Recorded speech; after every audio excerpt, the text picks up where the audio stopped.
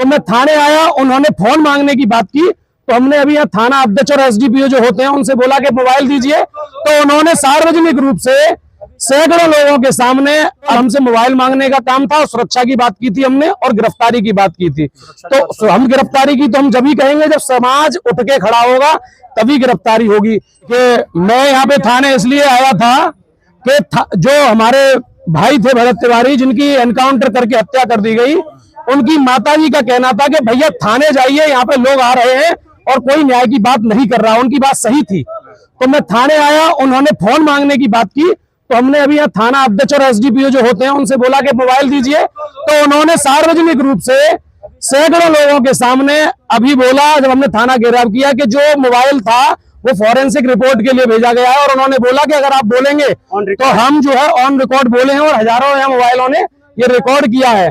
और अभी मैं परिवार से पुनः मुलाकात करूंगा, और परिवार जो निर्णय लेता है, अगर परिवार कहता है कि पटना में जाना है, डीजीपी घेराव करना है, मुख्यमंत्री घेराव करना है, तो भी मैं करूंगा।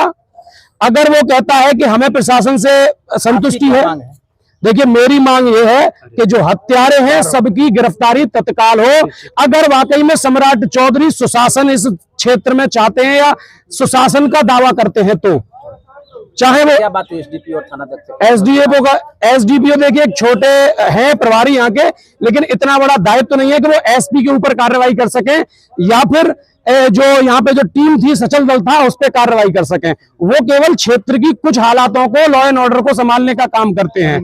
और नए नए आए हैं, उनका केवल हमसे मोबाइल मांगने का काम था। और सुरक्षा की बात की थी हमने, और गिरफ्तारी की बात की थी। तो हम गिरफ्तारी की तो हम जब ही कहेंगे जब समाज उठ के खड़ा होगा, तभी गिरफ्तारी होगी। क्योंकि एसपी द्वारा एसडीपीओ कोतवाल चलते हैं, डीजीपी और मुख्यमंत्री के द्वारा चलते हैं, इनके द्वारा निर्णय नहीं लिए जाते। यह अगर सामान्य व्यक्ति होता तो तक गिरफ्तारी हो जाती। इसलिए हमें आंदोलन तीव्र करना पड़ेगा, और समाज की बात पूरे लगता है कि सुप्रीम कोर्ट भी घेराव हमें करना पड़ेगा, तभी न्याय मिलेगा। वैसे इस परिवार को न्याय नहीं मिलेगा। मैं राष्ट्रीय सवर्ण परिषद से राष्ट्रीय अध्यक्ष दिल्ली से आया हूं, वैसे ब्रजवासी हूं, और अगर यहाँ न्याय नहीं मिलता तो वचन देके जा रहा हूं, सुप्रीम कोर्ट दिल्ली का घेराव करूंगा। पंकज धवरैया।